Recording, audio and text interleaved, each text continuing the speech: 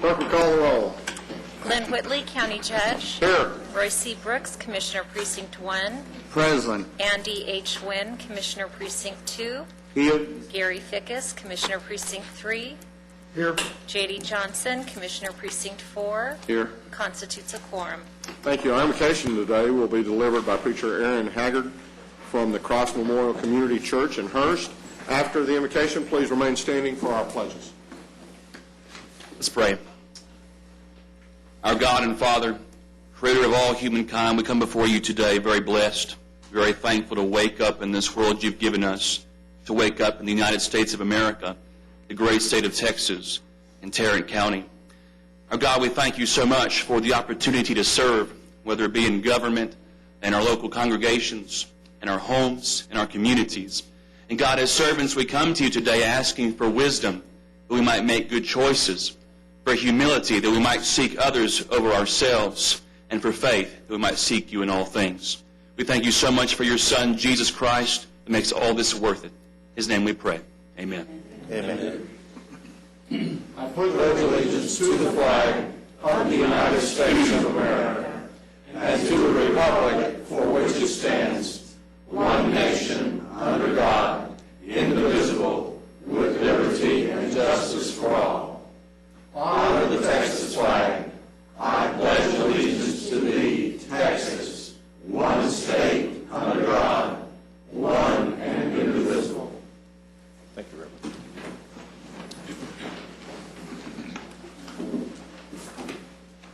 Mr. Manius, agenda announcements. Thank you, Your Honor. Members of the Court, we have numerous agenda announcements for you this morning. Under the Administrator section, we have 3 items that we made minor corrections on. These are all consent items. There'll be 8A, 3, 4, and 6. Mainly they were wording-related items. In item number 6, there was a typo on an amount. It decreased that particular amount by $5,000. Also, members of the Court, under Juvenile Services, item 8J3, we have a revised court communication in your folder this morning for you also. That is a consent item. We used the wrong year. It was stated as 2010. It was supposed to be 2011. But all the pertinent issues as relates to that court communication is correct. And I need to explain one additional item to you. You might note that you have an emergency posting. This concerns the claims register. As you know, we are moving through a new system, data system as it relates to our agenda, and that item was inadvertently left off the agenda. Working with the district attorney's office yesterday, we posted that as an emergency addendum. It's statutorily it's correct, and so when we come to that particular item, Your Honor, I believe that you have that posting in your folder also. And also, members of the court, would like to tell you that 2 events that are going to happen today yet. At 2 o'clock this afternoon, the IT Steering Committee is going to be meeting over in the Assembly Room in the Family Law Center. And then finally, tonight at 7 o'clock, we have a public hearing concerning the redistricting of justices of the peace and constable precincts. That will be held here in Commissioner's Court, and as I said, it will start at 7 o'clock. Thank you, members of the court. Thank you. Members, you have before you our minutes of our regular meeting of September the 13th. Move approval. Second.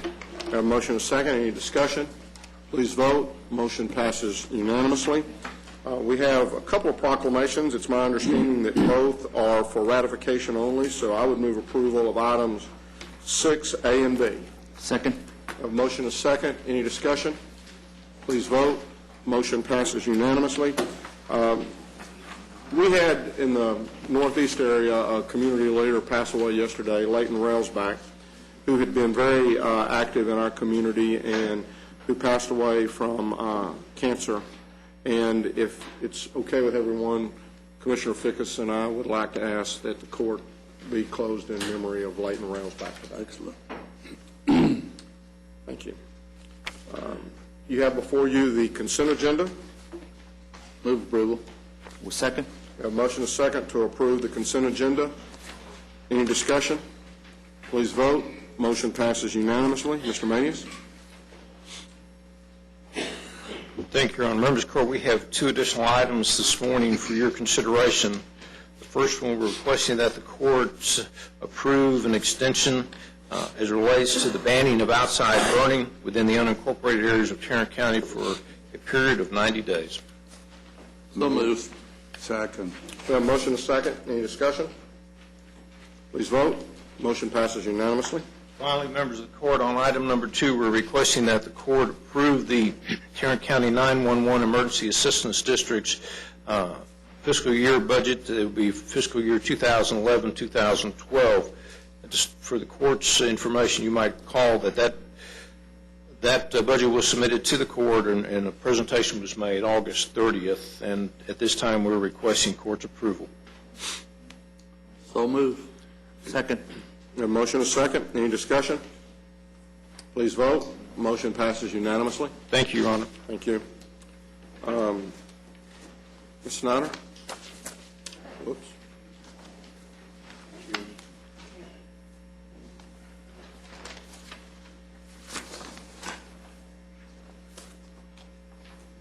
Risk Management Board is recommending the payment of the claim that's listed on your agenda in the amount of $2,135. Move approval. Second. We have a motion and a second. Any discussion? Please vote. Motion passes unanimously.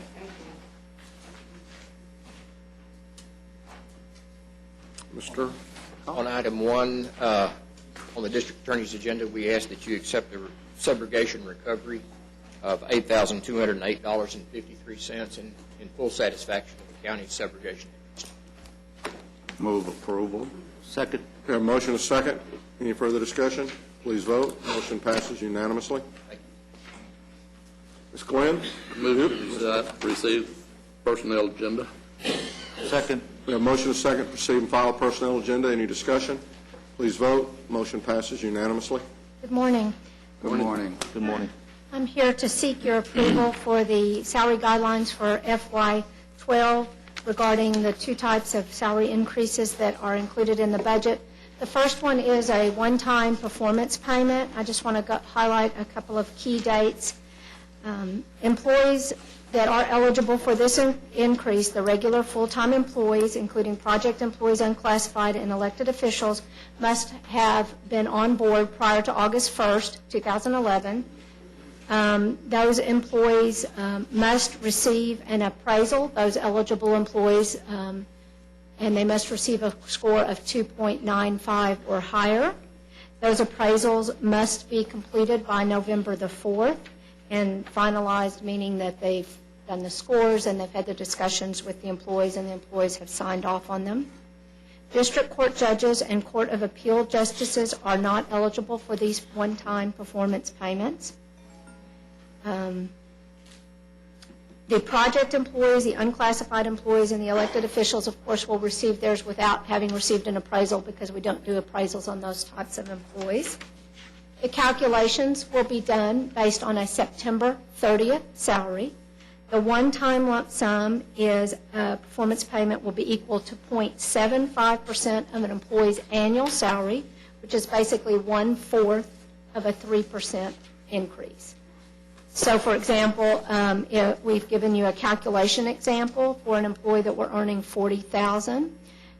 The 0.75% increase would be equal to $300 in a gross amount, which would be before whatever appropriate or mandatory deductions would be taken.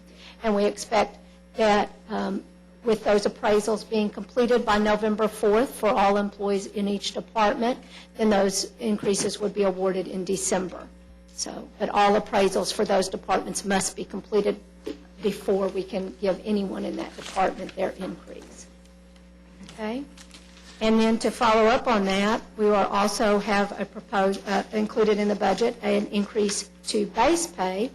And they're very similar guidelines in many ways. For an employee to be eligible for this increase, they must be employed by December 31st, 2011. Again, we expect a performance appraisal to be done on those employees, and the same appraisal will be used for both groups. The departments won't be required to do two different appraisals. Now, for those employees hired after October 1st, we won't expect an appraisal to be done on those individuals simply because there wouldn't be enough experience in working with those employees. But those employees will also be eligible for that base pay increase unless for some reason the department tells us to withhold it otherwise. Again, the appraisals must be completed by November 4th. And again, the September 30th salary will be the calculation amount. The base pay increases will be equal to 3%. So basically, it's a pass-fail. If you get the score of 2.95 or higher, then that individual will be eligible for that 3%. And again, if the departments complete all the appraisals within a timely fashion by the November 4th deadline, then those increases will be effective January 1st and will be awarded that first pay period that takes that into account. Just for the sake of clarification. Sure. We're just talking about one appraisal. Correct. There is That just will be used for both processes. correct. That is absolutely correct. Okay. Move approval. Second. We have a motion and a second. Any discussion? Please vote. Motion passes unanimously. Thank you. Thank you.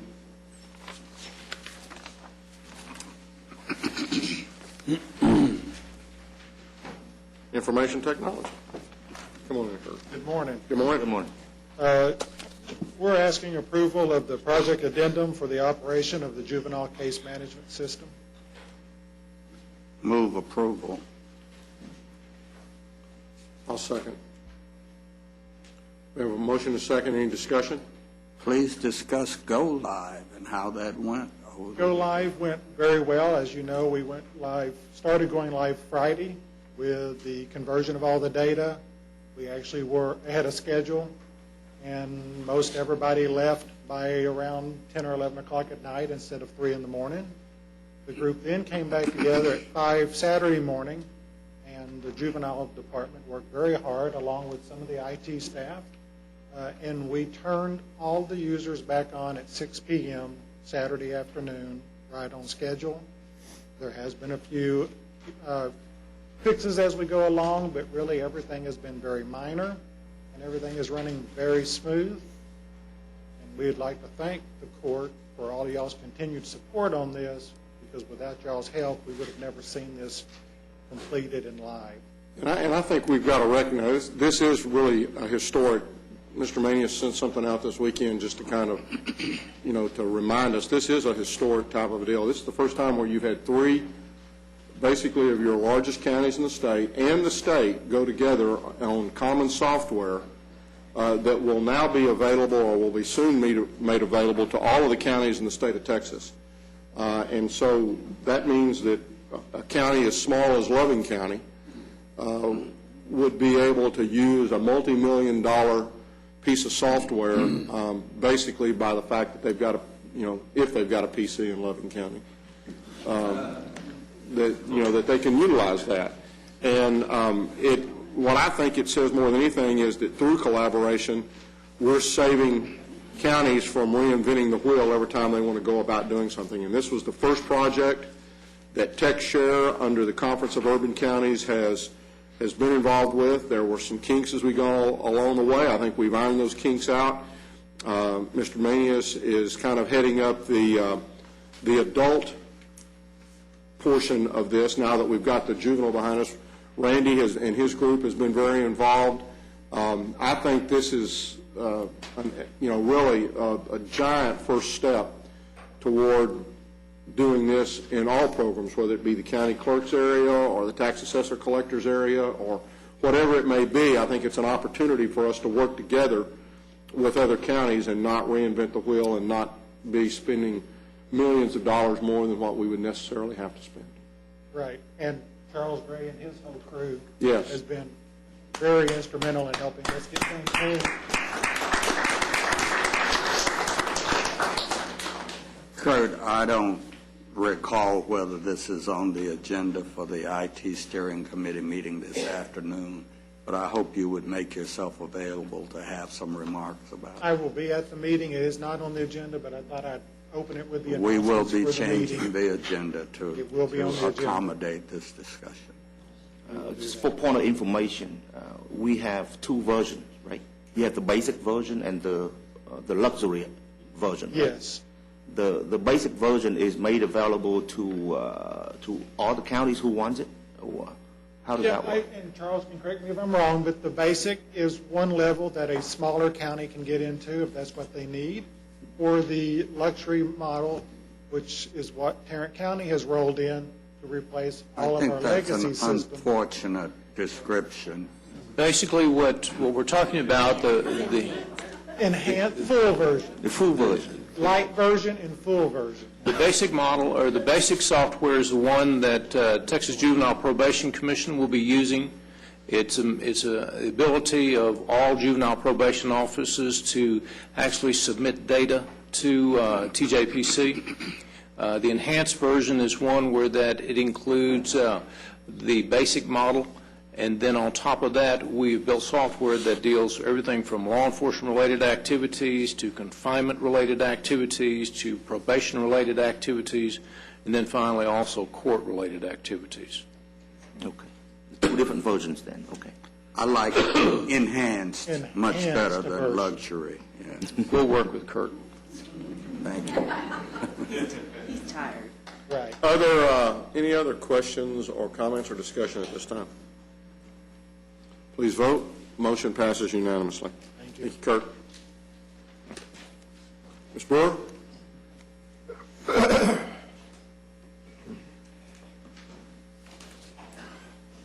Good morning. Morning. Public Health has two items for your approval this morning. The first one is interim financing for fiscal year 2012 grants.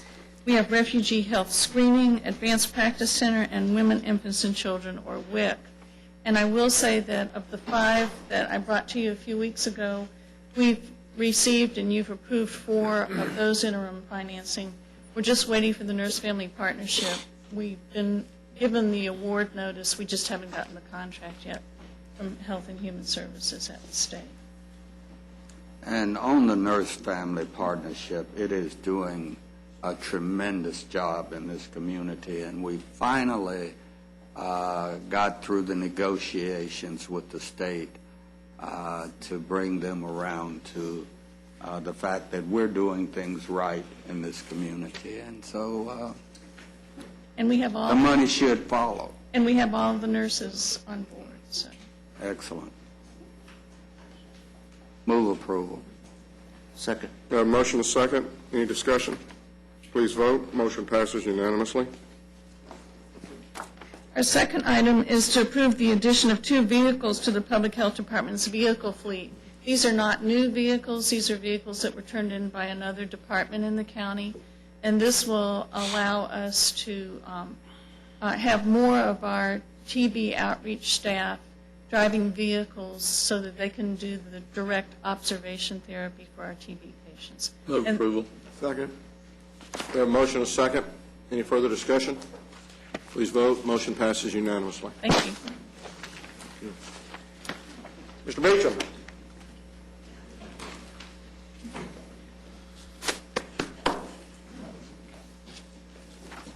Morning. Good morning. Good morning. We have 5 items for your consideration this morning. Our first item is a bid award recommendation for RFQ number 2011-126. This is a request for qualifications for cervical dysplasia services. Recommendation will be toward the Planned Parenthood of North Texas, amount of $5,347. If approved, we're also seeking contract approval from the court.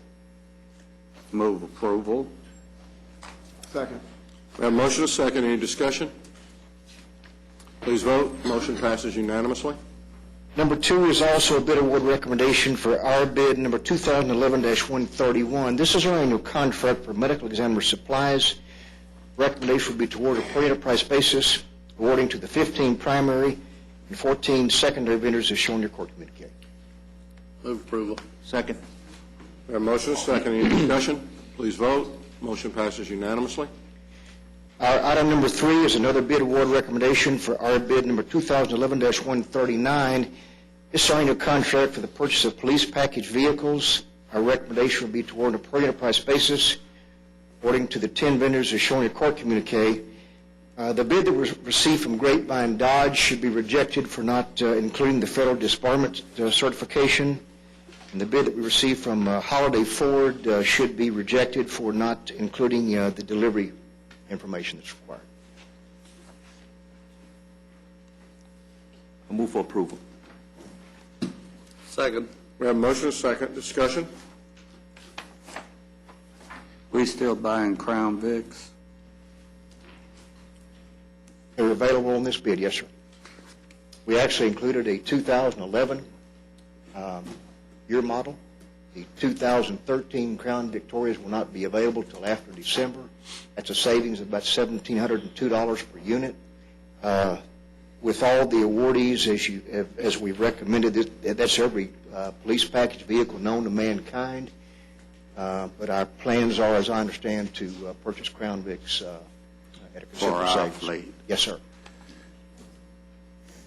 Any other discussion? Please vote. Motion passes unanimously. Our item number 4 is an item in regards to RFQ number 2011-123. This is a request for qualifications for demolition services for both facilities management and transportation services. We are seeking permission to conduct negotiations with the 5 vendors as shown in the court. Move approval. Second. We have a motion and a second. Any discussion?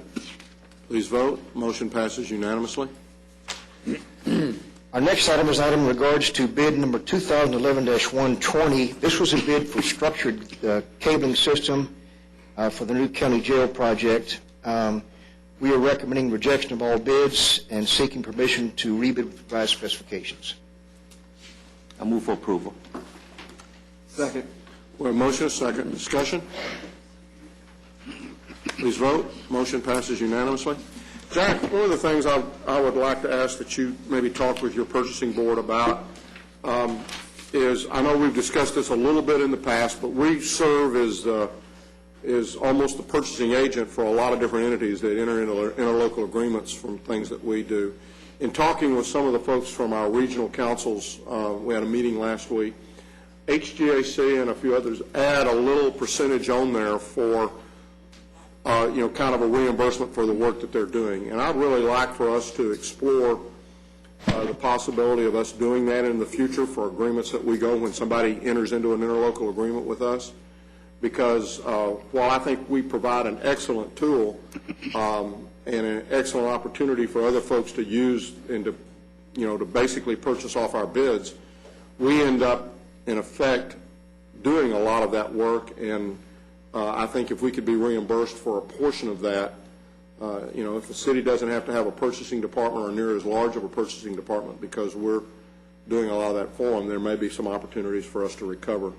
And if that may be something, if y'all as a purchasing board would look at and consider, I think that's something that I'd like to. I don't believe there's any, Marvin, there's not a start. I mean, we could start that at any point in time, couldn't we, or do we?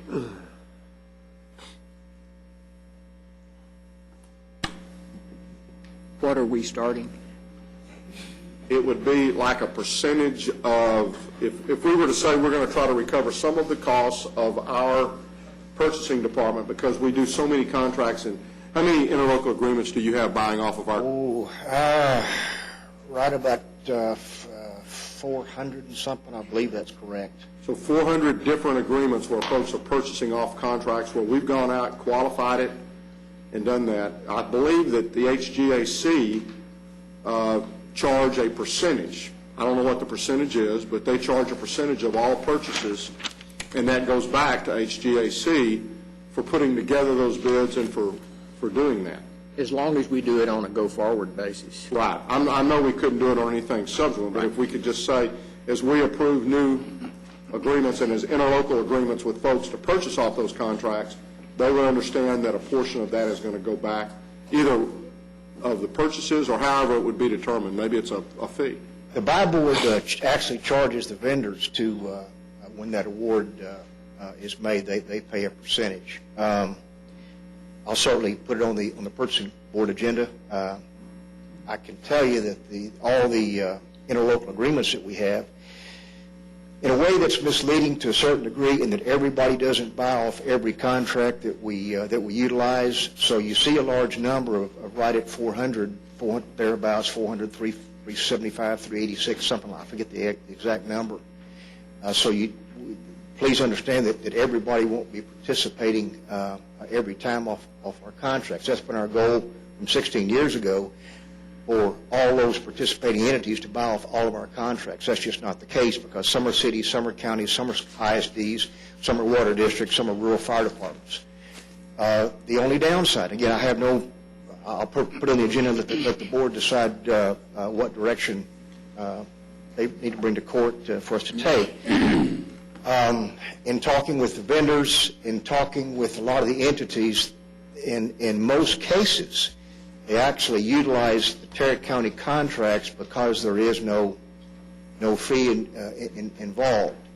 Now, the benefit for us has always been we have very simply leveraged our buying power by increasing our quantities, which is the oldest game around. We're probably the only true, pure, I should say, cooperative in the country. Most of them have popped up because at the state level, things were not being conducted properly. They weren't taking care of the cities, the counties, the ISDs. When I started out 39 years ago with the city of Irving, you purchased off a state of Texas contract. It was the best price because they simply leveraged their buying power, and they got the best unit price times the quantity that's available. But we've talked about this for years. We'll put it on the agenda. I'm not sure if it would benefit us, but we'll certainly run the drill. And I understand, but under a pure cooperative, everybody kind of shares in the cost of doing those bids. And in this cooperative, Tarrant County is paying for those bids to be, for all the work surrounding those bids. We have always done it ourselves because, quite frankly, because of the size of Tarrant County, and we've grown from 16 years ago, I have a large comfort zone with the quality of the bid documents that we put on the street. I don't question that at all. What I'm just simply saying is we're paying for all of that as opposed to all of the participants assisting us in paying at least a portion of that cost. And so, Jack, if you'll put that on the Yes, sir. purchasing board agenda, we'll certainly consider it at the next meeting. thank you, Commissioner. Thank you. Thank you. Are there any appointments at this time? Seeing none, then we will move to our briefing item. Claims first, Your Honor. Okay. That's right, because it's not on our agenda. It's on The emergency agenda. the agenda, yes, it You is. have before you on our emergency agenda the claims, including the addendum. Move for approval of the claims, including the addendum. Second. We have a motion and a second. Any discussion? Please vote. Motion passes unanimously. Members of the Court, we have various items to bring to you this morning. As it relates to the briefing agenda, we're going to take these slightly out of order, only in that we're going to move up the presentation from the NTTA first. This would be item B on your agenda. I'd like to introduce Victor Vandergriff, who is the chair of the NTTA board. So you mean the one time that early was early, he could have been late? Yeah, I am here. It's a pleasure to be here today. One of the privileges of being the chairman of the authority is that I get to talk first or last or wherever I'd like to, and I'm going to do it twice. I'm going to just briefly introduce our speakers coming up, and then I'll follow Mr. Clemson. But it's my real pleasure to be here before you. 4 years ago when I got on this board, there were 4 items I wanted to accomplish, and first and foremost on that was to get the Chisholm Trail Road, which was then Southwest Parkway / Chisholm Trail, and we are ever so close. I'll let the Kenneth Barr come up, and as well as Mr. Clemson, to give you some details about that, but I fully expect it to be in the market on that road at last at the end of October. So it's been a long road for this community, probably about 40 years, and for me and NTTA 4 years, but very excited about that. But with that, I want to introduce my esteemed colleague from Tarrant County, and that's Kenneth Barr. Mayor? Good morning. Morning. Thank you, Victor. It's always a pleasure to appear before the court here, and I'm pleased to be here today. I think we have a good report for you. Mr. Clemson's going to speak in some detail, but first there are two items that I wanted to address particularly. The first is the Chisholm Trail Parkway that Victor mentioned a minute ago. As members of this court know, this is a 27.6 mile corridor that runs from near southwest of downtown Fort Worth to the northern edge of Cleburne. It is a $1.5 billion project. In August of 2010, the NTTA board unanimously approved the Chisholm Trail Parkway project agreement and voted to exercise NTTA's option to develop, finance, construct, and operate the roadway, subject to successful funding of the project. As you are undoubtedly aware, major portions of this roadway are currently under construction. And over the past year, we've worked diligently to complete the funding of the Chisholm Trail project. There are a few, and as Victor said, a very few obstacles left to be overcome, and we're optimistic that we're going to be able to sell the bonds to build this road and complete the funding sometime, hopefully during October. We believe during October. We have put this entire project out for bid, the entire road all the way to Cleburne. We've selected contractors. We've entered into contracts for the construction of the road. Those contracts are waiting on NTTA to issue notices to proceed, and we'll do that immediately after the funding being finalized. Frankly, if there was ever a public collaboration project, this one gets the blue ribbon. This toll road is a collaborative effort of TxDOT, of the US DOT, of the Regional Transportation Council, Tarrant County, Johnson County, cities of Fort Worth and Burleson and Cleburne, the Union Pacific Railroad, and NTTA. It is a great collaborative project. When we cut the ribbon on this road, there will be a whole lot of people to thank, including the members of this court. So we are moving forward with the project. We're working hard to keep the motoring public informed about the disruptions that are inevitable in building something like this through a developed city and a highly developed county. We had two meetings, for example, this past week with businesses along the Hewlin corridor that are being disrupted by the bridge construction there, and we had another meeting with neighborhood representatives. We'll continue to hold meetings like that as the impacts move around to different places on the corridor. NTTA maintains an active website related to this. It's accessible off of www.ntta.org, and we are distributing bi-weekly emails about the status of the project. But if you want to refer somebody, if somebody's concerned about traffic or other issues, that's a place they can turn.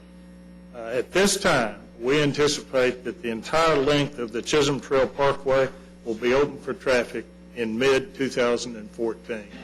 So that's something I think we will all look forward to. The other issue that I wanted to talk about very briefly was minority contracting. During our presentation here last year, one of the key issues from the court was concerned about the level of disadvantaged minority and women-owned businesses being given the opportunity to contract with NTTA. At that time, a year ago, almost a year ago exactly, Mr. Clemson and I assured you that NTTA was addressing this issue. And I'm pleased to report to you today that we have made significant progress over the past year. We approved a new diversity policy, which has made disadvantaged minority and women-owned business enterprises a constant focus of NTTA over the past year.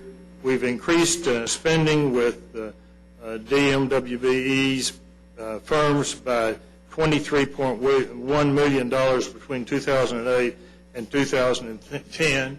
One of the things we've done that I think is really offers great promise is we launched a very successful program called the ROAD program, ROAD, R-O-A-D, Relationships and Opportunities Advancing Diversity.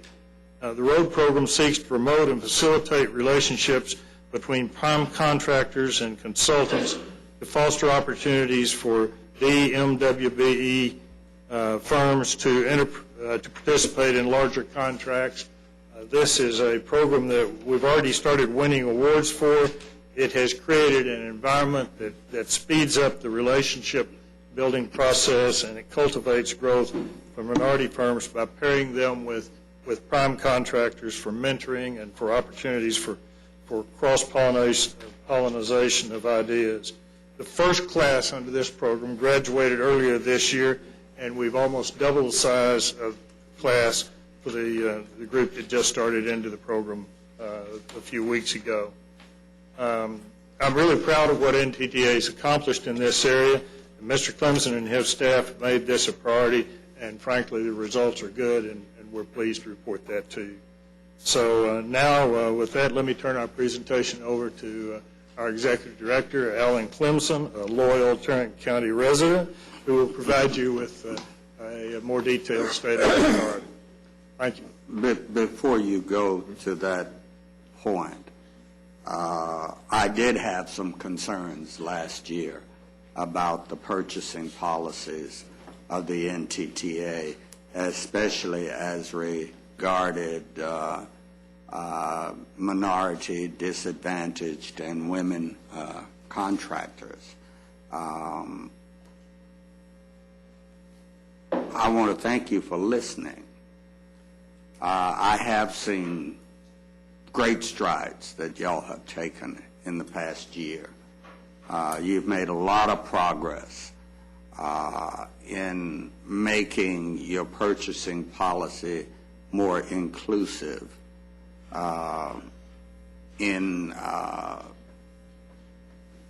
loosening up the legacy contracts, in establishing programs that encourage capacity building relationships for minority and small business firms, and by making the whole process easier to deal with by creating smaller bid packages that small businesses can wrap their arms around a bit easier.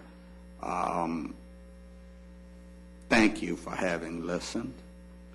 I want to encourage you, however, to stay the course. This is not the end of the effort. Culture change takes a long time. It's not something that one can do by just pressing a button and making it happen. But I feel that you're on the right path. I appreciate the efforts that you have taken thus far, and I want to applaud you for them. Thank you. Thank you, Commissioner.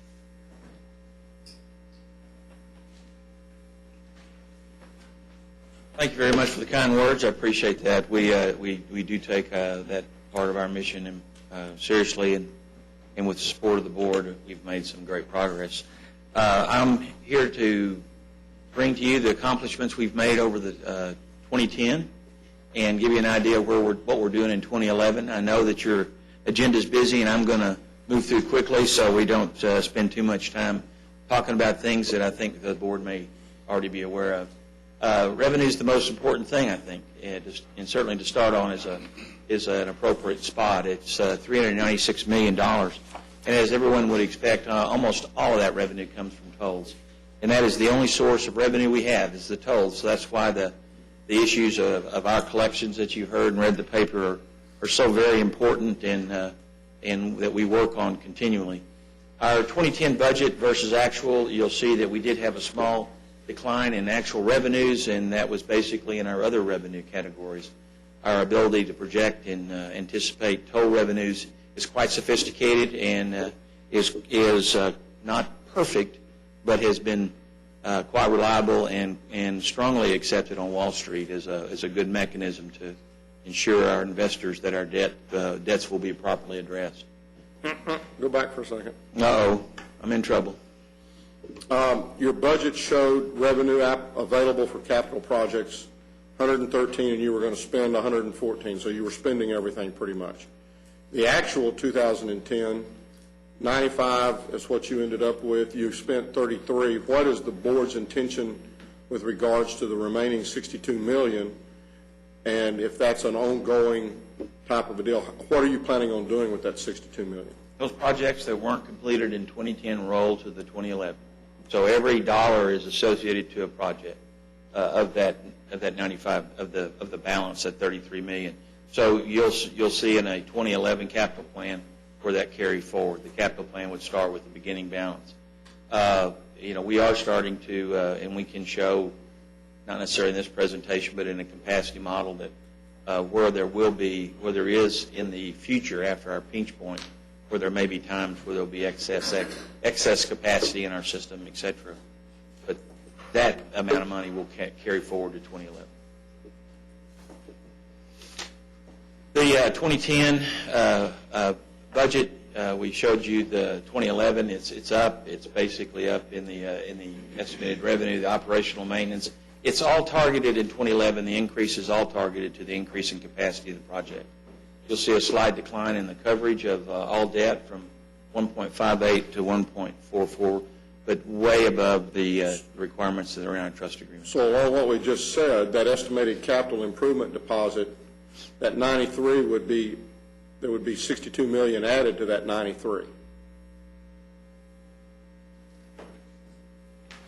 I'm trying to go back, and I'm not been able to do it. So I would say yes, sir. There we go. Okay, so the 62 million that was left over from 2010, the 95 versus the 33 actually used, produces an excess of 62 million.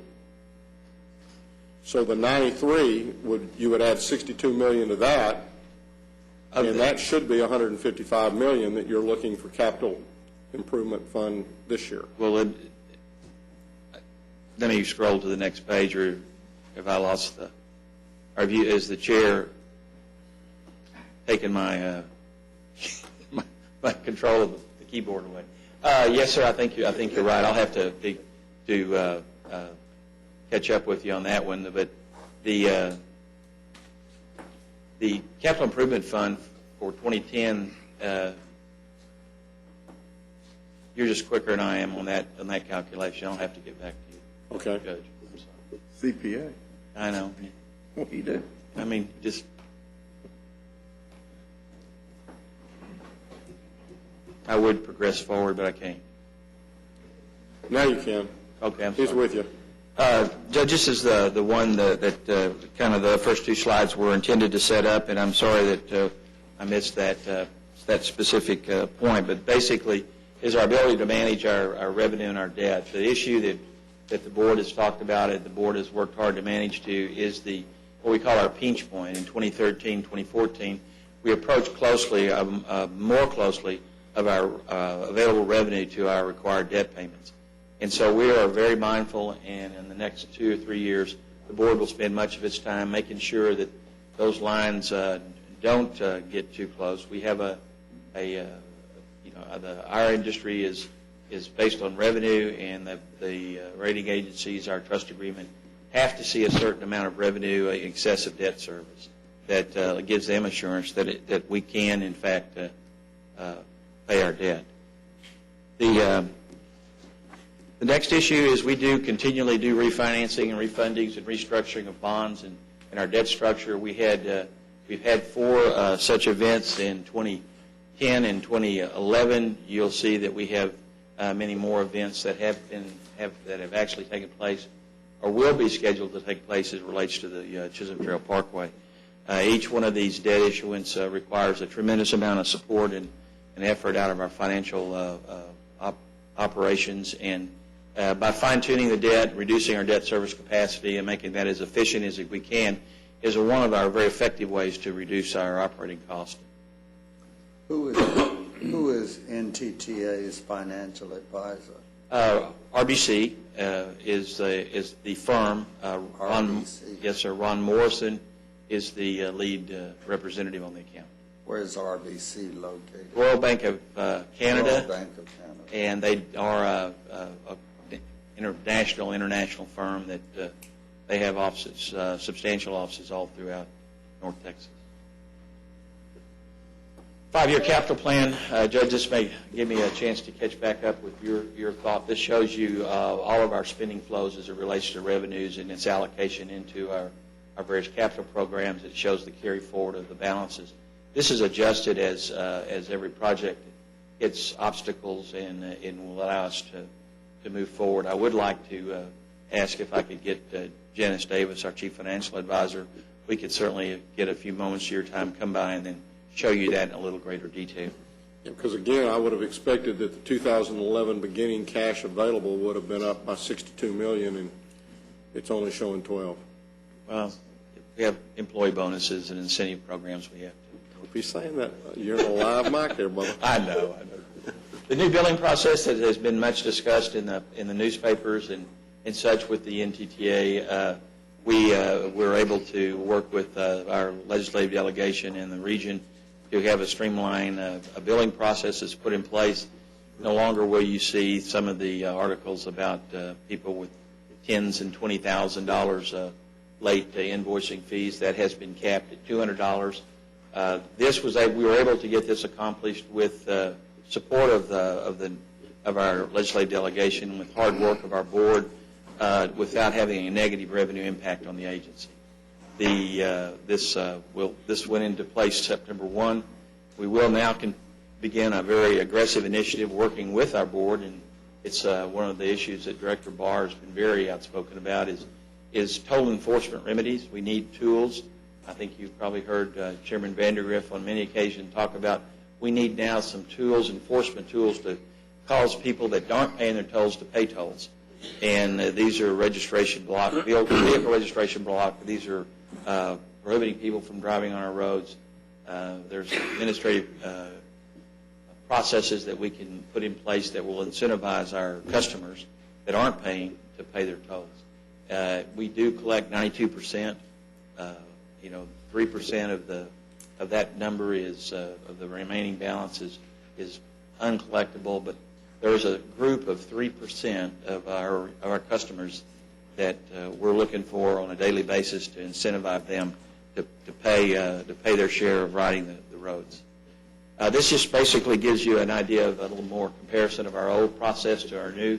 The thing that we wanted to emphasize on this is that each phase of the process pays for itself. So, for instance, the first notice of payment, by going to this $8 fee versus the $2.50 that we had before, that $8 lets us collect 100% of the additional cost to take an invoice through that late payment process, and then that carries itself down. So everybody that falls into a late payment category, the additional add-on fee is what's necessary to cover the cost, and then that leaves the NTTA with the actual tolls and makes us whole for our toll collection.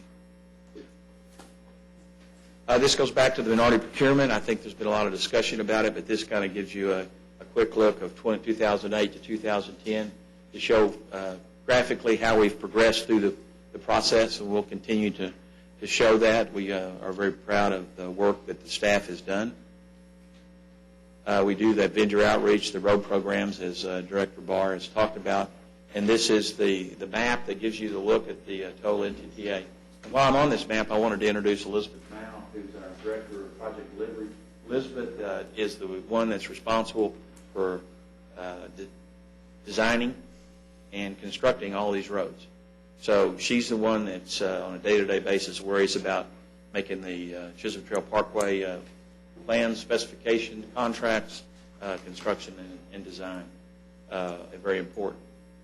Kim Jackson, who's sitting next to her, is the one that is responsible, as Director Barr mentioned, of communicating with all of our citizens to make sure they know when intersections are going to be closed, when intersections are going to be congested, when bridges are going to come down, and people are not surprised that Hewlin Road is congested and can't make progress. I know it's not in Tarrant County, but I do need to, I'd like to say the eastern extension on the eastern side of that map is going to open up at the end of the year. While it's not a major component to Tarrant County, it is a huge expansion of the system. It will bring additional revenue into the system, and it's a great regional step forward. The strength of the system is the focus. As the system is strong, so is our ability to participate and expand our capacity in Tarrant County. Cashless tolling, we are one of the leaders in this industry. I can't say enough about the NTTA staff, and this is a technology that has literally been developed, and implemented in North Texas, and is being expanded across the country. Chisholm Trail Parkway, I don't know that I need to talk a lot about that. We will be on the agenda with the Texas Transportation Commission on the 29th. They will. We are very hopeful they'll approve 2 remaining items on there that are outstanding, and once those are approved, the last issue will be to actually issue the debt and do the financial close on the Chisholm Trail, and we will then begin. We're moving dirt now, but you will see a dramatic increase in our presence in Tarrant County. Customer Bill of Rights, we are very sensitive. If you will begin to have your constituents call you with concerns and issues on toll tags as this toll road grows, and I think you'll be very proud and pleased with how sensitive and how direct we deal with our customers, trying to solve their problems on a daily basis. Customer service, this is the most acclaimed, appreciated service that we provide, the roadway customer service. I can't tell you the number of positive letters of support, people whose children have been stranded on the side of the road and the such. This service has a 11-minute average clearance time on accidents and average response time to a person on the side of a road in 10 minutes. Our roads are under camera surveillance. We have technology that says not when something's moving, but when something stops, the cameras detect it, and we respond to things that aren't moving. And it is a very sophisticated process that, and why do we do it? 2 things. It's the right thing to do, but secondly, when things aren't moving, we're not making money. So if something stopped on the side of the road, it can literally cost us thousands of dollars just by the delay of traffic and congestion.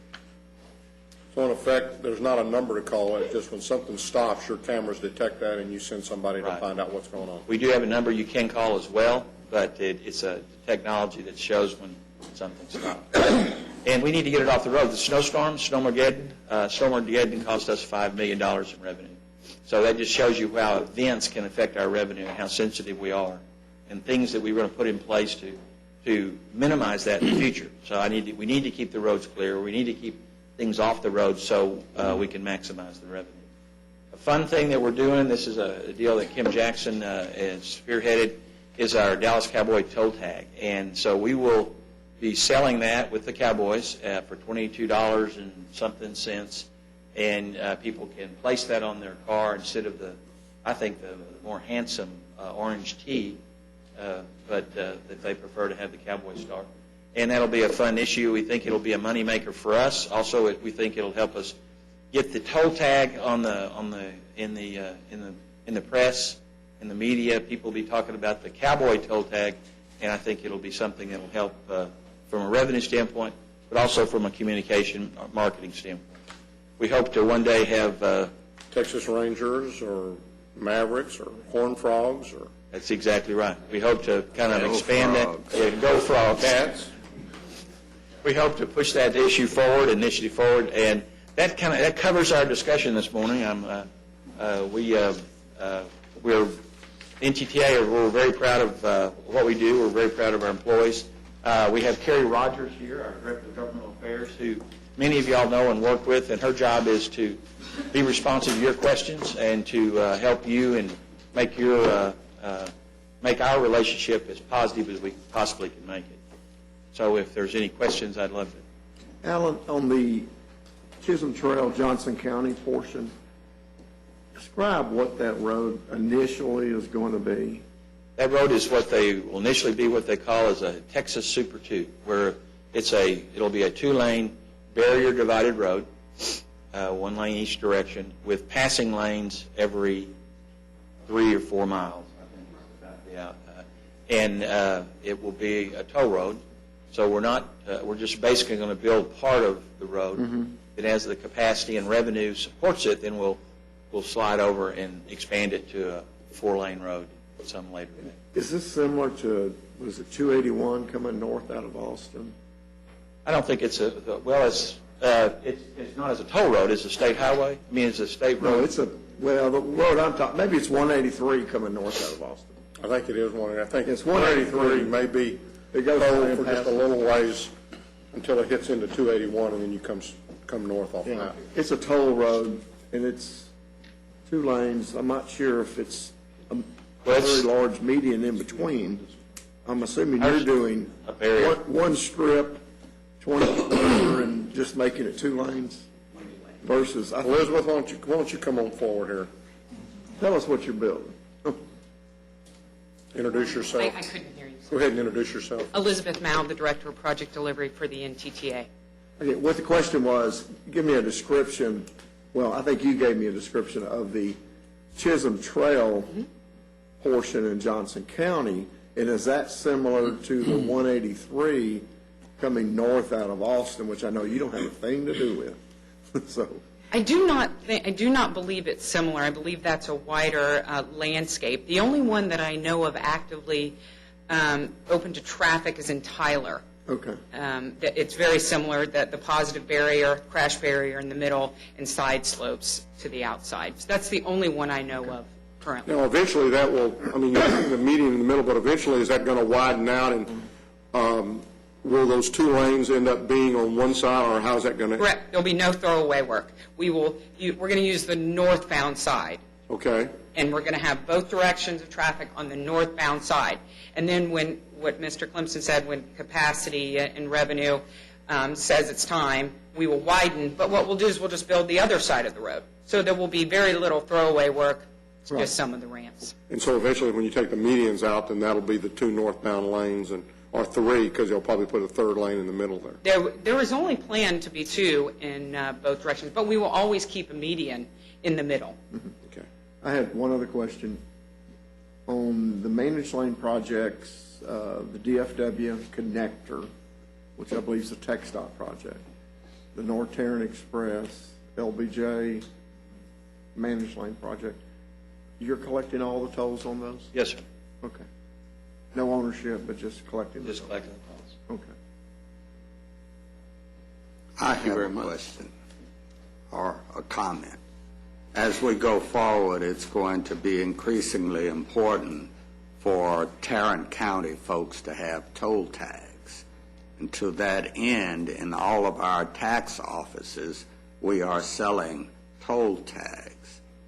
However, there is a need to market this activity such that people know they can acquire a toll tag in our tax offices when they acquire their license plates or renewal certificates. Is there something that the NTTA can do to help us market the availability of those toll tags in our tax offices? Yes, sir. In our communications department, we have a marketing division, and we have a marketing plan on outreach for Tarrant County, and we'll be rolling that out in the months to come. It is in our great interest. It's beneficial to us for the toll tags. 99% of the people with toll tags pay their bills. It's just automatic. It's a prepaid toll tag. So we want you to have a toll tag. It saves us money, and it's more efficient. So we will be over here. You'll see our presence at events, and you'll see our presence through marketing materials and various things that we'll be distributing and reaching out through radio, print media to encourage people to get toll tags. I do have, as Mr. Vandergriff said, that he's going to close today. I wanted to acknowledge him and turn the opportunity back to him. Wait a minute, I think Commissioner Fickus. And maybe Victor's the one I should ask. If it's hard, make Victor. Status of 360. Well, 360 is, there is a technical working group on 360 that we do meet occasionally. We have met with Mr. Morris and some of the corridor groups in the last several months. As you know, from a toll road, it's just at this time it's not feasible just as a toll road. We continue to work on that. I think we had a call from Kerry told me we had a call from some of the constituents just last week wanting to get back together on that project. It's a priority with us. From a standpoint of financial feasibility, it's just not quite right as we thought. Is it ahead of or behind 170? The 170 portion between 35 going east to 114? So financially, I couldn't tell you. I think they're both pretty much kind of in the same spot. I think the community is more engaged in 360 than 170. I think their community is more involved and more active. But Elizabeth, she shepherds both of those. Just to let you know what continues the work that's progressing, Alan did mention we meet every 2 weeks on the 360 project with folks, the Mansfield folks, the COG, TxDOT, to advance the project. We are actively completing the environmental process for both 360 and 170. The sections 1, if you will, the first 10 miles on 360, and I believe it's about 9 on 170. The current schedule for 360 environmental clearance is expected October, November of next year. We've all seen environmental projects and how long and how the schedule can change, but we are really pushing to get that cleared through the feds by the end of next year. 170 is probably 6 months behind that as far as development through the environmental stage, which is a necessary step to get the project. That's a big deal. But from a standpoint of moving this project forward, while you're talking about environmental clearance maybe next year, we also know you've talked forever about the pinch point. And as far as detailed plans, you've done no detailed plans as of yet on 360. You're correct. And so realistically, are we talking about anything detailed planning or anything along this lines happening before 27? Yeah, 2017, I want to 28. jump in on this. Yeah. I'm convinced. Senator Harris, you may listen. Yeah, I know. I'm going to say Senator Harris called me yesterday on this, and I'm wondering if he called Commissioner Fickus as well to make sure that he asked these questions. But I want to address I guess the NTTA's philosophy on the projects as well as what's going on in 360, if you indulge me for just a second, and also 170 or any of them.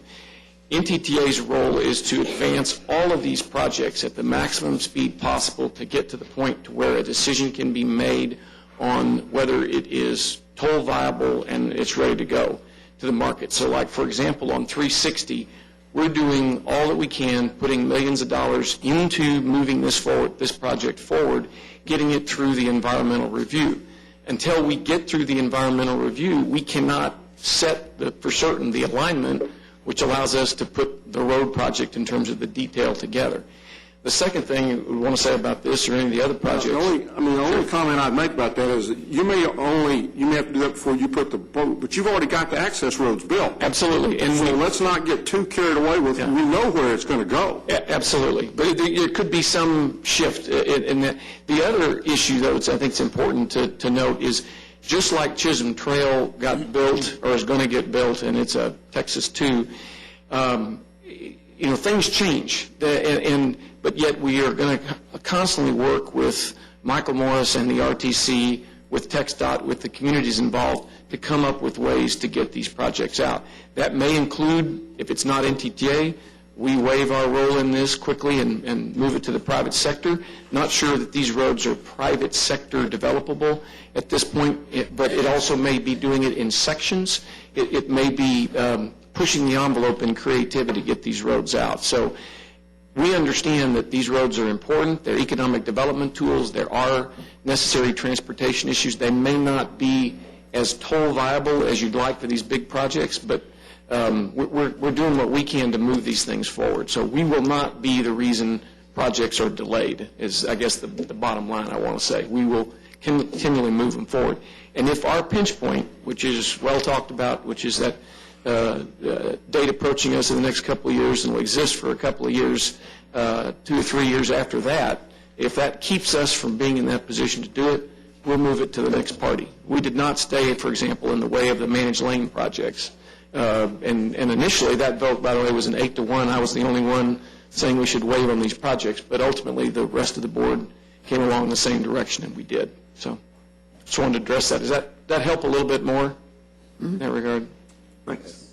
I guess the one thing I would say, though, is I think that there are projects in all 4 counties that everybody believes within those 4 counties should be the top priority when money becomes available again. And when it becomes available again, there's no way you're going to have enough money to do those, quote-unquote, 4, 8, 12, 20 different projects that everybody's going to feel like should be your top priority. The very reason we chose to go with NTTA on the 121 deal is that we felt like the better good was served by it being with a public entity whose sole purpose was to build roads and not to end up taking profit and moving someplace else with that profit. I think you all need to look at and develop a policy that allows in the future, as areas or as communities perceive that they've got roads, or if they can find alternative to financing those roads, and keep it in the public sector, that we do that. That may ultimately mean y'all ultimately buy back in, or that you buy those roads out later on. But I think that for what I see as the very foreseeable future, and by that I mean the next 10 to 15 years, there are going to be projects that y'all are not going to be able to fund at a time when the communities believe that they need to be funded. Absolutely. And I think a good example of how we've worked going forward on that is in Collin County. We have an interlocutory agreement with Collin County with respect to their portion of the outer loop. That I know there's been a lot of discussion in the newspaper and in the RTC of late about some of that being in effect shelved for the moment because of the lack of traffic and the lack of funding for the long term there. But there are portions that potentially will be viable in the next 10 years. The portion between the Dallas North Tollway and I-75, that US 75, that particular area potentially could be viable at some point. And our interlocutory agreement calls for NTTA as the regional toll provider to work on that, but it has a definitive schedule and timeline that we're working cooperatively with the county, and if we can't do it, we're going to be helping, and it's ready to go, and they're ready to move on it, then we're going to be helping them get that project out, not stand on it. So if the county chose to stand behind one of those projects or create some other type of financing mechanism to do it, it makes sense for us to be an expertise model for them, but not necessarily the developer of that project if they're ready to go. Another example that I'm proud of what's happened, and I think we'll probably waive again on this project just to be certain of it at tomorrow's board meeting, but Denton and Collin County asked for NTTA to step in and evaluate the process or work with them to evaluate the process in which TxDOT was moving the I-35E corridor project out to market. And so, again, we can play a valuable role. It's an expertise in NTTA that needs to be utilized by the region. But if we don't have the money to do it and the project's ready to go, then certainly this board member, and I believe our board as a whole, and can't bind future boards, but I'm sure they'll follow the same policies, is that we will work very expeditiously to help the communities get projects out. Well, and I would encourage you to look for opportunities where you could partner with other public entities to maintain the public side of these projects, as opposed to going into 50-year arrangements where ultimately the private sector, or pension plans as it may be, but the private sector ends up taking the profit, quote-unquote profit, off that money, and it doesn't end up going back into public sector roads and other things within the community. So, I mean, it may be that you start saying, okay, if y'all feel like 360 is ready to go, then offer up some money, and maybe we can put a little money with it, and we'll share the revenues, but ultimately we'll get the road done a little bit quicker than what we might otherwise have gotten. Yeah. Right now, I see 360 as if it stays within NTTA, that it's a 2020, 2018, 2020, 2022 type of a deal, and that's a long time to go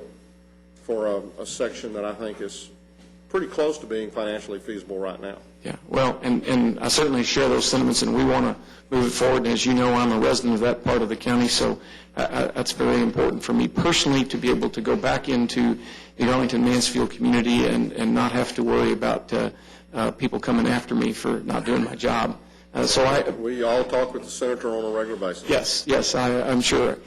He's very aggressive in moving this project forward. So. Well, let me close by thanking you. You've been on there, as you mentioned earlier, 4 years, and I know you're almost laser focus in that 4 years has been Chisholm Trail, Southwest Parkway, and I appreciate very much the efforts that you've put forth. Ken, also your time on there. It is, I know, a thankless job, and one that it's not just thankless, it's more of you're in the, you're almost in the shooting gallery and you are the targets. And so for all of the time and effort that both of y'all put into this, we are appreciative and just ask you to keep up the good work. We know there's some tough sledding still ahead, and we appreciate everything you do, and keep doing it. Well, thank you very much. And 3 watchwords for me, in addition to that road, were in the very beginning, what's our financial capacity, what's our operational capacity, and why can't we get along better with the region and with TxDOT? And I think in all 3 areas, we do have a better handle on our financial capacity. We're not hiding it. We talk openly about our pinch point and moving forward on the operational capacity. We certainly have some challenges there in our issues that we've been well noted in the public, and will certainly come out, I'm sure, in the review going forward on the agency. And I do think that we've made big strides in our relationships within the region and certainly within TxDOT. So a lot of good way to go, but we're making progress, and appreciate your long-time support of this. Thank you very much. And Janice will call me about my $62 million. Yes, notwithstanding today's financial presentation, it's a lot better than it was a few years ago. We were looking. Thank you. Members of the court, we could now go to item A, which is the monthly update from the hospital district. Mr. Early is here to address the court at this time. Fresh off his trip to the Indiana and Iowa state fairs? To the dismay of my wife. I don't know that you go home and tell your wife that the big vacation this year is to go to the Indiana and the Iowa state fairs, but we did. And she's a great wife. I have to say that at all my public meetings. One of the things that I wanted to update y'all on and give you an idea, we realize that we are financially challenged at JPS, and there are financial circumstances that are different than what they've been in the past. But you also don't want to go into a trench mentality where you don't advance the organization.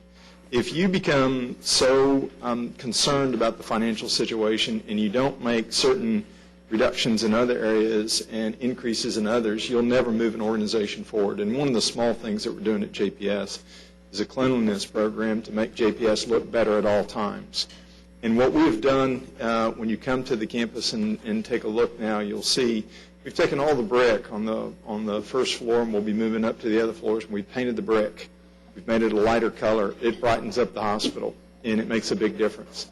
We've also taken out the old carpeting that was on the first floor, which I believe historic records show that John Peter Smith laid himself. We've taken that carpeting out, and we've put tile in, and then we put a Formica base in the entranceway, which is easier to clean than the tile, in an attempt to make that place always look better, fresher, and cleaner. So that's been a great task of our plant ops guys, and they've done a wonderful job, and our director, Angie Morgan, have done a wonderful amount of work in dealing with that and trying to make JPS always look better. The other thing we put into place, which I'm proud of, is at our community clinics for our patients, we've put in a 24-hour hotline by which they can call and get medical advice from a team of nurses. The advantage to that is we've just discovered in the last couple of weekends of doing it, it's only been up for 2 weeks now, We've diverted 47 people out of our emergency room that were coming for reasons that they should not attend an emergency room. We've gotten them quicker appointments in the clinic, set them up, and it's been very helpful at trying to divert your folks to an emergency room. And that's what the goal is to take care of people's health care needs at every level, not always having every health care need go to the emergency room, which oftentimes is not needed. So that's been working really well. I want to thank Mr. Manias and Jay for all the work they've done. We think it's important to provide what we call a trauma tour. There was a day in Tarrant County that people said, I will never go to JPS. I've got my health care and I've got this and I've got that. JPS is for other people. But because we've become a level 1 trauma center, the probability of you coming to JPS has grown exponentially. And you as a taxpayer and you as a potential patient need to understand where your money's going. So what we do is we give an unfiltered tour of our trauma. And we take you down to the trauma bay. From the trauma bay, we take you up to the intensive care unit, and we take you to the operating room. We want you to see our facility. And what Mr. Manias and Mr. Singleton have done is they have designed a tour for county directors and leadership at the county for your employees to come over and take a look at JPS. It will, as all of our tours, be an unfiltered tour. People can walk through and see everything. They can say, I don't like that, I do like this, appreciate this being the case. We'll provide lunch, and then we'll have some of our docs come in real quick and give a briefing on some of our research that we're doing. We have just now gone up to 140 open heart surgeries that we've done at JPS, all successful at this point. That's information that I think county leaders need to know. So we're going to have your team and a lot of the people behind us coming over and taking a tour, and I want to thank you, too, for doing that. That takes a lot of coordination. That's going to be on October 21st.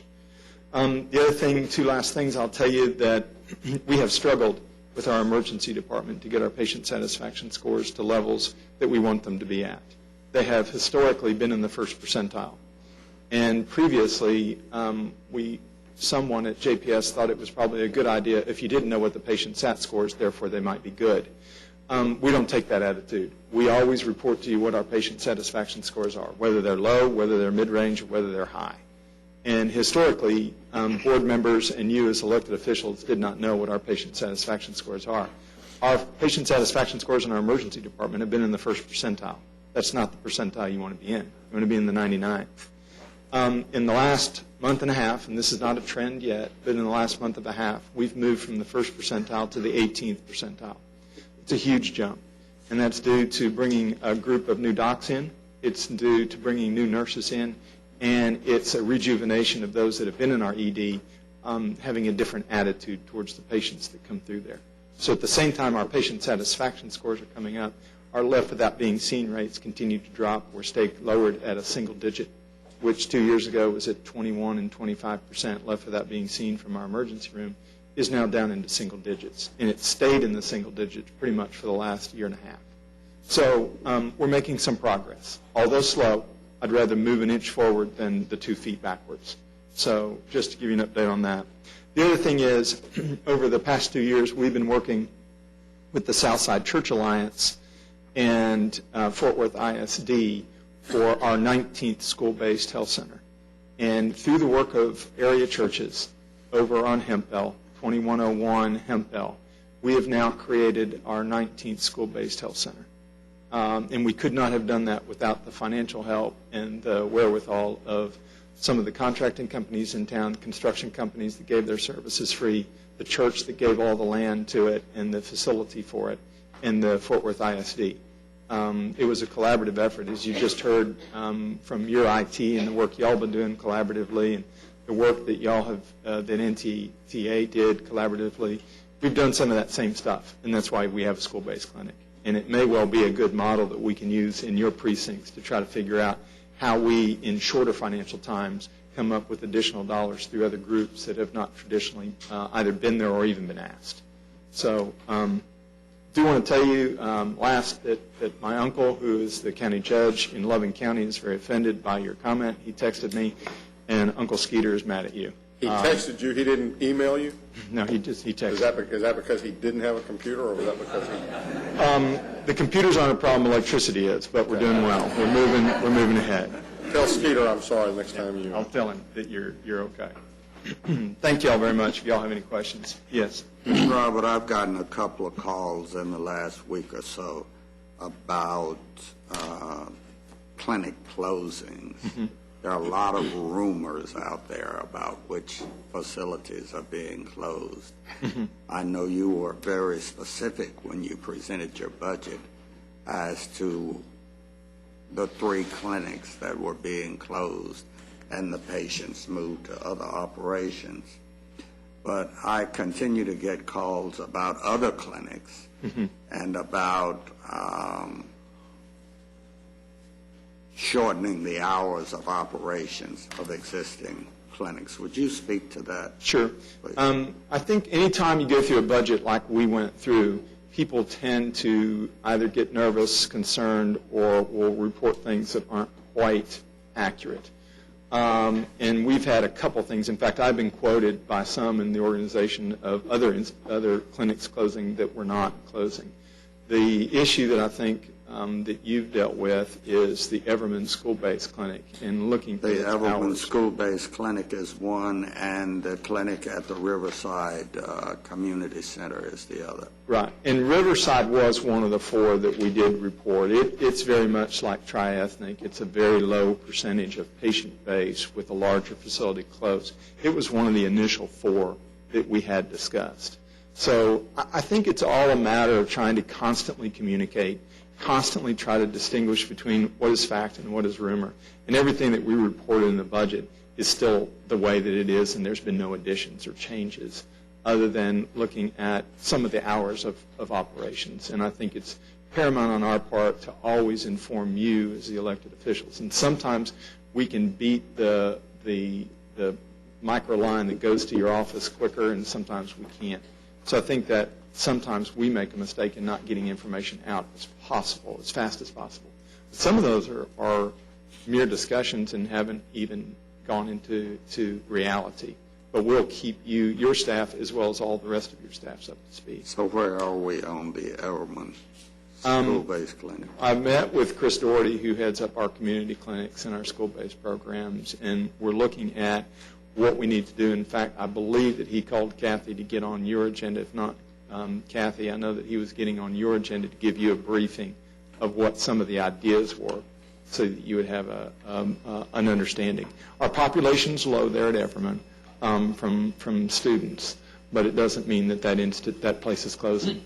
And Everman's been really an interesting school-based clinic. The day we opened it, I heard rumors that we were closing it.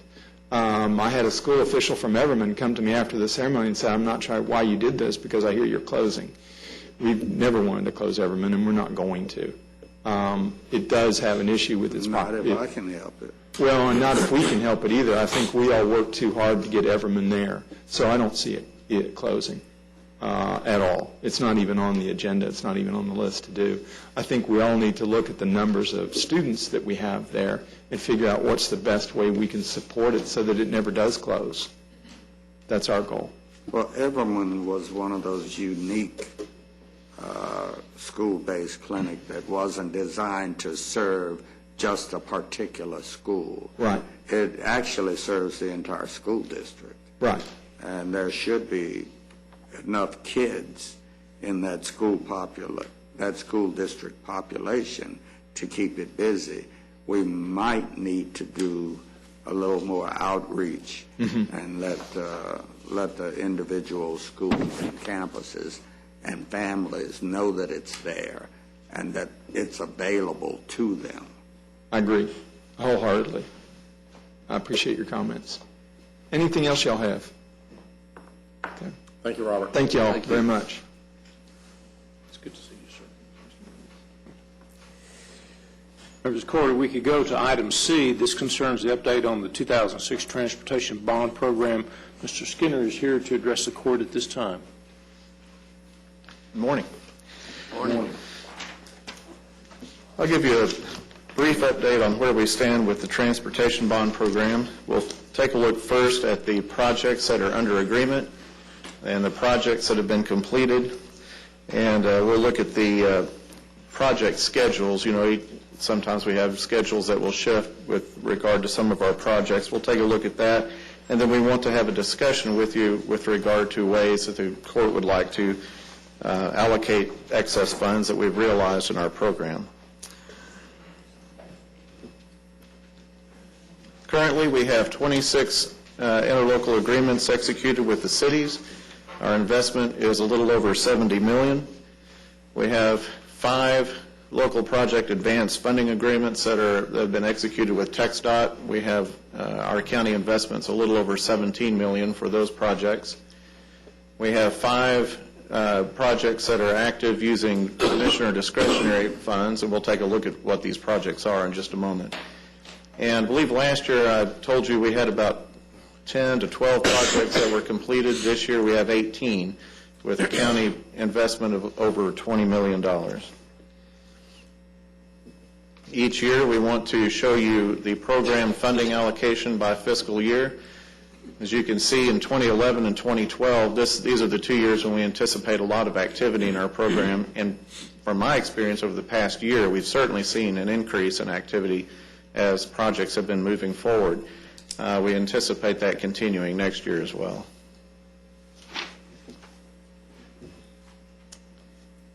Told you that we had 18 projects that are completed. I won't go through each one of these individually in the interest of time, but I'll try to point out for you those that might be a little different from what you've seen in the past.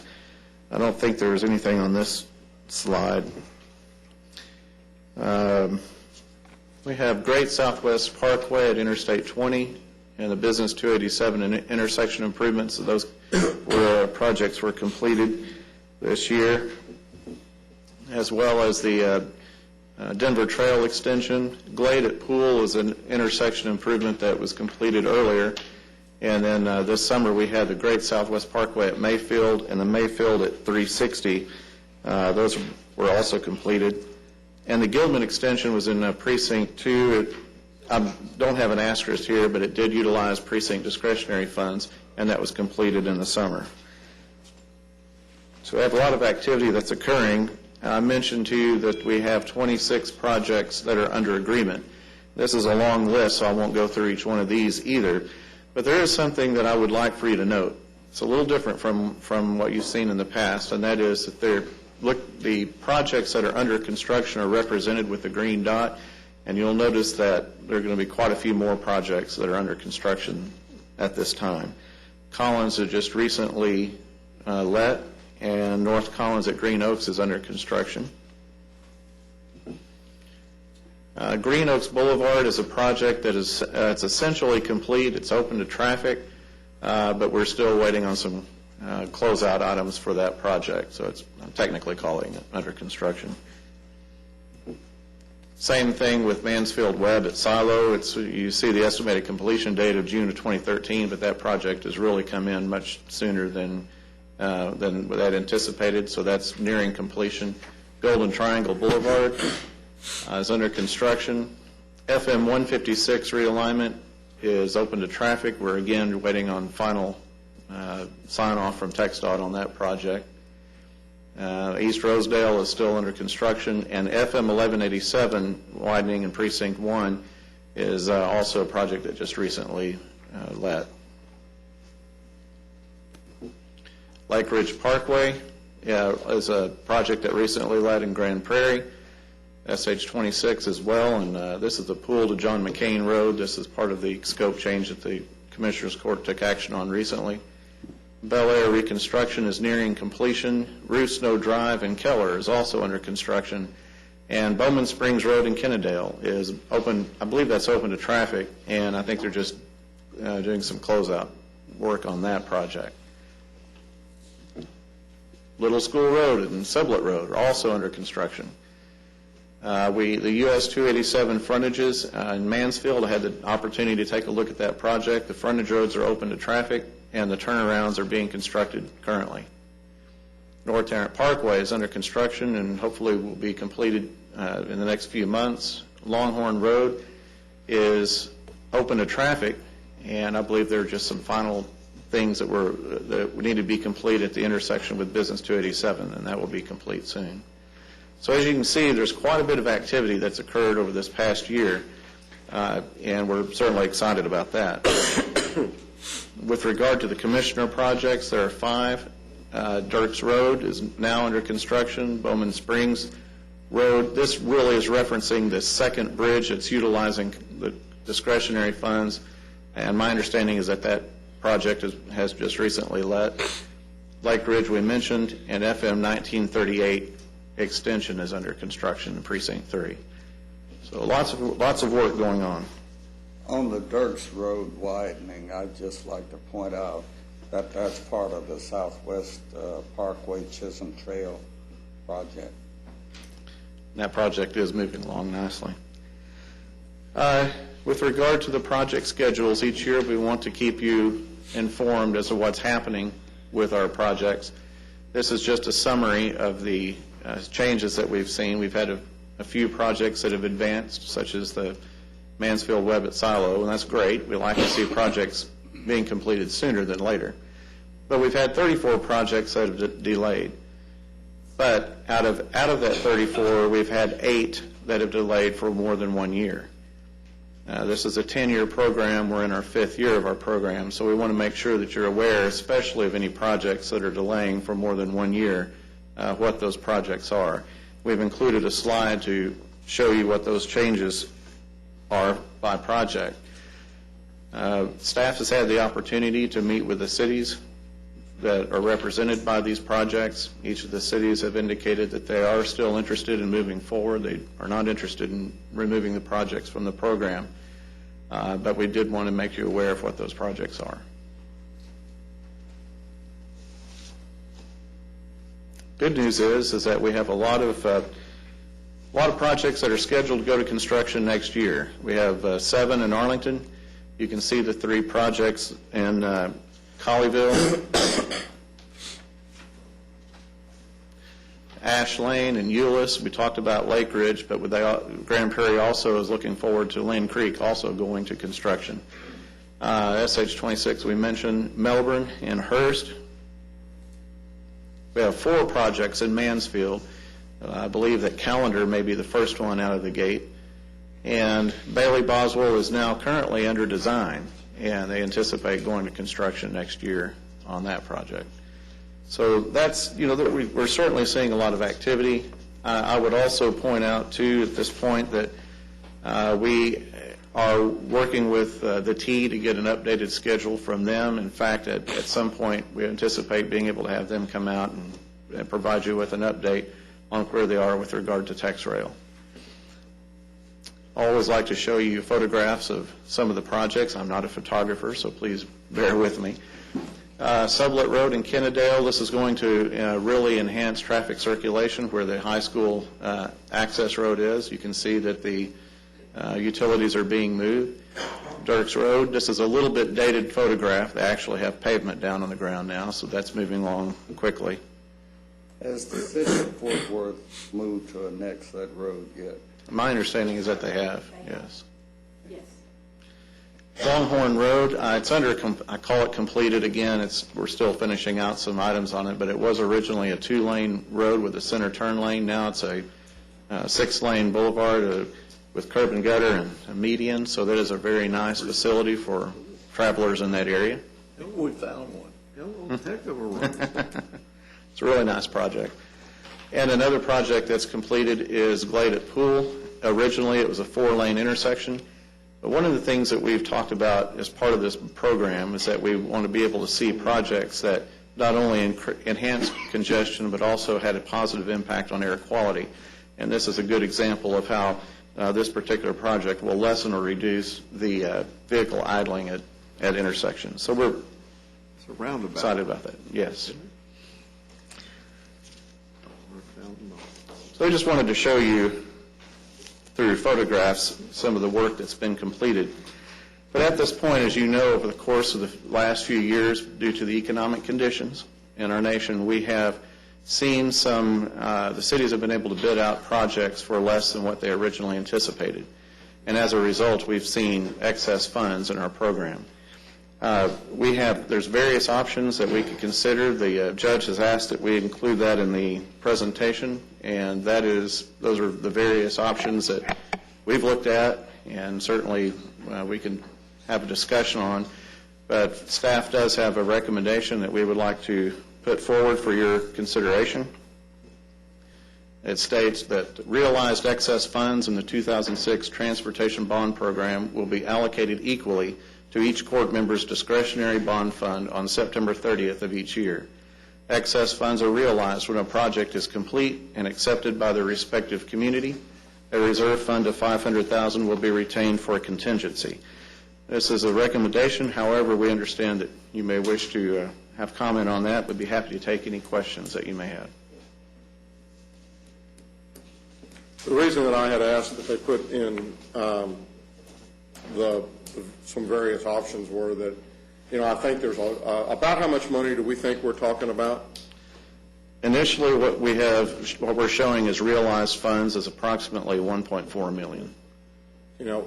When we were talking the other day, I thought we were looking at somewhere around $11 million. Those are funds that are anticipated over the life of the program. In terms of realized funds, as defined by the project being completed and accepted by the city, we have about $1.4 million right now. How many do you think you'll have at the end of next year? We estimate that by this time next year, if all of these projects come in according to schedule, that it could be as much as $8 million. I think that what this proposes is to divide it. The other opportunity would be for us is to bring projects to the court and to use the excess funds on projects, and we all select those projects as we go along. I don't know how much we could really sway some of the big projects, but some of the things that I know that we're going to be looking at that may end up being short of funds, or 35 may end up being short. We mentioned a few minutes ago the possibility of trying to develop something inside of Tarrant County that would help our toll projects going forward. We may want to be a participant of that. That may end up having to be a separate bond project in and of itself if the court is interested in doing something like that. I personally do not believe that NTTA is going to be able to fund for the next 7 or 8 years major projects within the county, and I do think that we are going to be needing to looking at roads such as, you can just start from any place on the dial, 199, 287, 360, 287 South, 377 South, 35, 170. We've got a lot of roads that if we're going to keep this economic engine going, we're going to have to be able to move around the county. And I'm not trying to replace NTTA. I would like for us to be able to find a way to keep these roads moving, and then as NTTA becomes more liquid and financially, with the extra cash, they can either come back in and buy a portion or all of the roads from us or go forward. But, this $8 million is not going to probably be it could be maybe some seed money, but I think it's going to be a much larger deal, and it's got to be something that all the cities are going to be willing to cooperate in as we define projects, whether it be any one of those projects that I just mentioned. So if we decide to divide it equally, then I would appreciate the consideration of they mention on here equally among the court members, and I would appreciate the consideration of being given a share of that excess monies as it comes in. So, as long as you spend it in precinct 2. I think we've got enough money spending. I promise to spend it in Tarrant County. I don't have a problem with sharing the money equally. However, this says allocated equally to each court member's discretionary bond fund, and currently you don't have a discretionary bond fund, so we'd have to create one for you. And Mine just starts out at 0, whereas y'all started right, at... we're talking about going forward. We're not talking about going back and reallocating the discretionary dollars.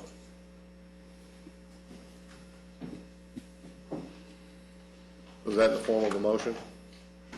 Sure, why not? Motion for what? Motion to... Split 5 instead of 4. Oh. I'll second the motion. Any discussion? Please vote. Motion passes unanimously. Thank you all very much. Thank you. Your Honor, that's all the agenda items we have this morning. However, we do have an audience participation. I'd like to bring up one other thing under, I guess, the capital improvements or program, and it's not really just the interest off that, but we are finalizing our capital budgets. We have talked about also coming together in the next couple of months and looking at all of our different pots of cash that we have. We have some 120 different special little accounts that we have that we will approve the budgets of in the coming months. Right now, as interest income is received, it's allocated among every one of those accounts. And then sometimes it's spent, sometimes it can't be spent. What I have asked, or what I would like to ask for us to do, is consider, instead of allocating the interest among some 100 and something different accounts, that we take all that interest and that we put it in general revenue, and that we as a court, just as we would any other revenue item, look at that in the total budget process. Now, we have made, again, the policy in the past has been divided among everything. We may be required under our bond issue, and I would ask that the attorneys look at this and see if there are other special accounts where we're required to allocate the interest to that. Could be grants, maybe. Our bond issues, the interest off of that, we have historically said that would stay with the bonds, and I think we would probably want to continue to do that. But we've got a lot of other interests that we're allocating here, there, and yon, and I would prefer to bring all of that. If it's not required by law, I would like for us to consider bringing all that under the general revenue and it being all a part of our consideration as we go through our budget process. I don't think this is a decision that we need to make today unless y'all just feel strongly one way or another, but I wanted to at least let you begin to think about that. We will have the special budgets, I guess, that we will be approving, and that may pertain more to, we have approved the interest in the past year. We could either allocate that as we have in the past to each one of the individual accounts, or we could again sweep that to the general fund and use that as a part of our overall budget process. I would like to see the Resource Connections maintenance fund exempted from this sweeping of interest. We set up that fund with oil and gas proceeds to make sure that we were able to maintain the resource connection and to do improvements to that campus without having to raise the rents of the tenants who are headquartered there. It's an enterprise fund, and the county does not contribute dollars to that. Can enterprise funds be transferred into the general fund of the county?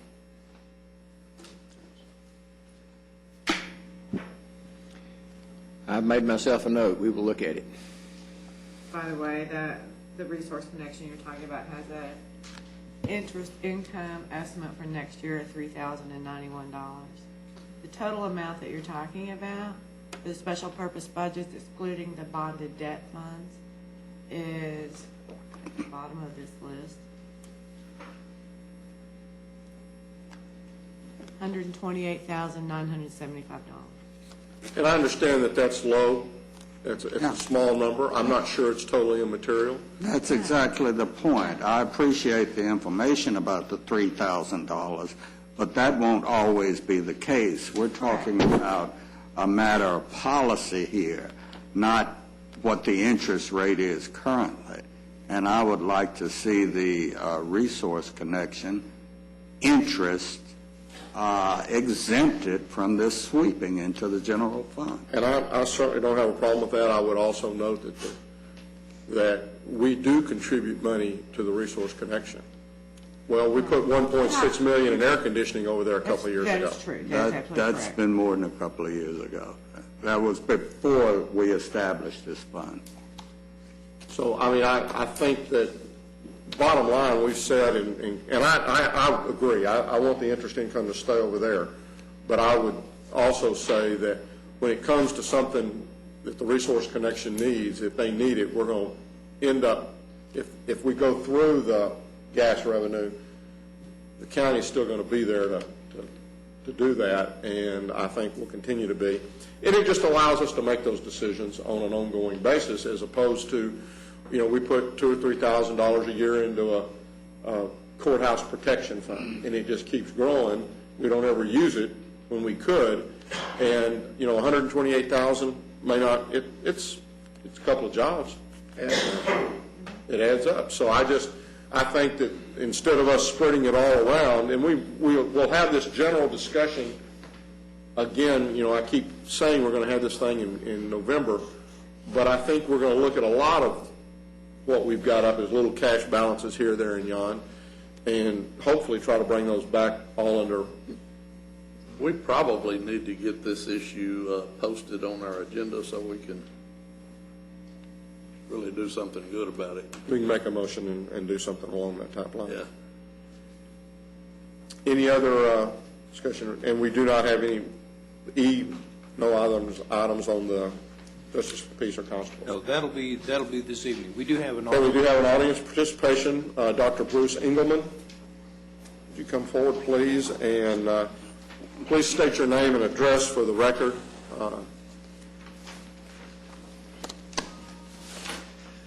My name is Bruce Engelman. I live at 3400 Wayside Avenue in Fort Worth, Your Honor. Thank you. Thank you. I appreciate this time today, and I want to say right off the bat that I apologize for not introducing ourselves quicker or sooner to you, gentlemen. Mr. Brooks, I understand you are our commissioner in our area, and Crystal has already come up and offered her help. We represent the City Rescue Mission and also the Prax House, which is a brand new City Rescue Mission for ladies. We help the homeless, we help addicts, we help anybody in need regardless of race, ethnicity, creed, color, background, national origin, or religion. And by the way, any of you gentlemen, if your church has somebody that needs a place to stay, we open it up to the community. Anybody in this room, if they have an addict in their family, we'll help them. And we don't just put them up overnight for 2 or 3 nights like some of the other missions, and they do a great job. I'm not putting them down, but we give them a private or semi-private room. They're allowed to stay there for 6 months to a year. We have one gentleman here today that's been there 2 years. And we've got a representation of our people. I'm going to ask them to stand, just a few of our church members and some of the residents of our 2 missions, if they would stand. Our director, Trinidad Hurtado, is there. Thank you, folks. Thank you. You can have a seat.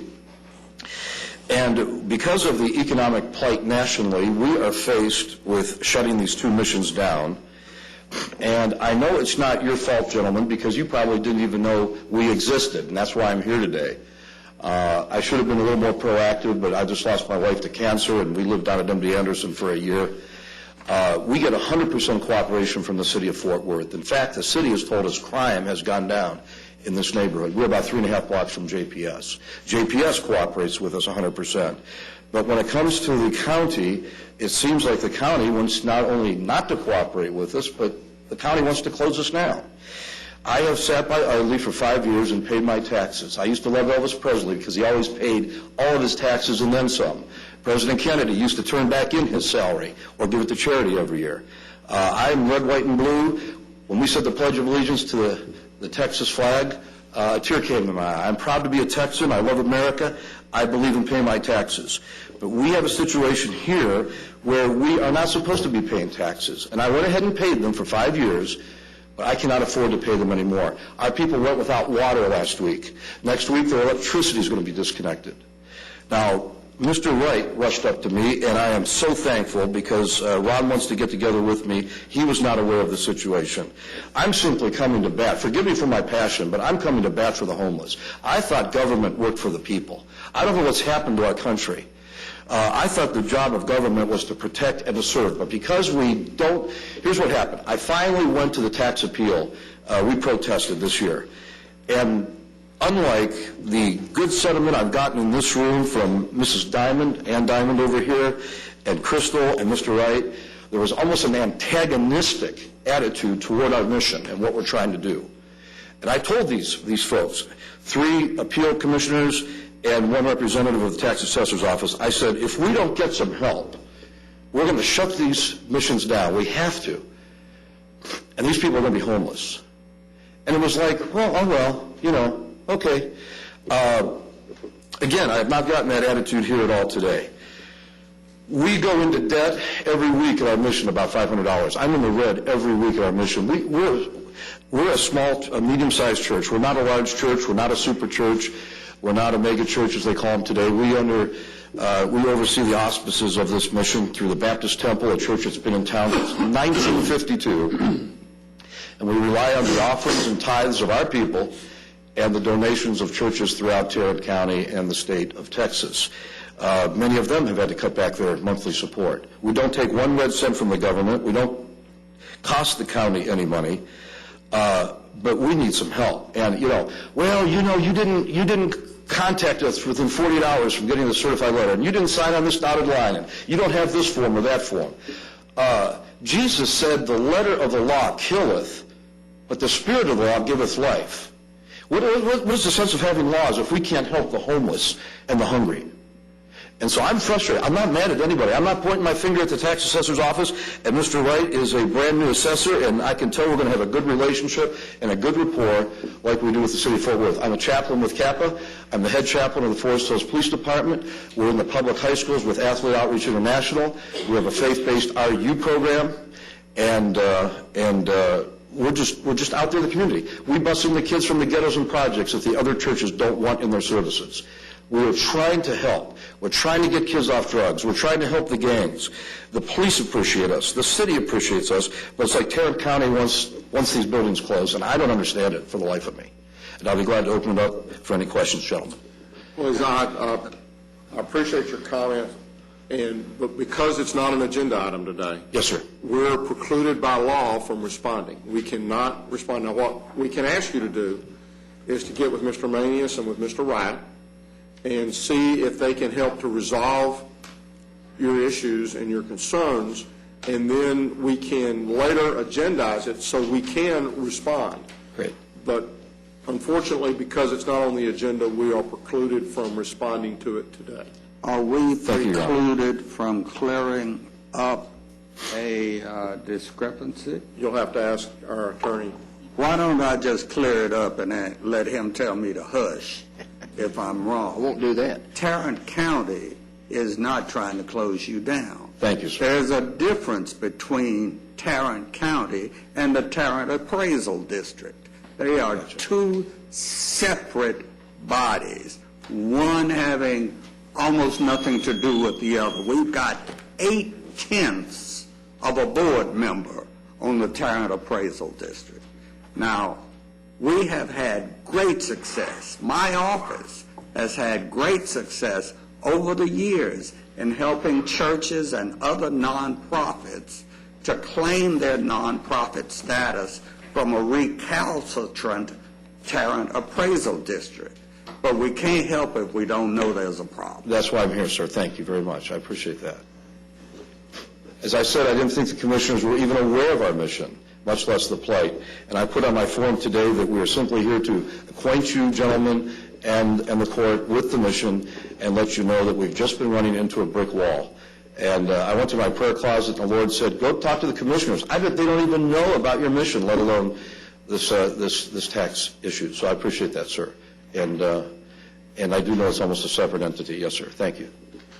And if you'll get with Mr. Manius and with Mr. Wright, we'll see what we can do to, I'm sure they'll see what they can do to help you. Thank you, Your Honor. Thank you for your time. Thank you, gentlemen. No further business. We'll recess our open session and proceed to closed session to discuss items exempted under 551.072, 074.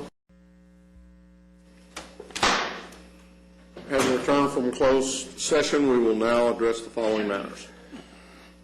Members of the court, on item 8E2, we ask that you give the district attorney's office permission to file suit on behalf of the county to recover property damage to a damaged vehicle.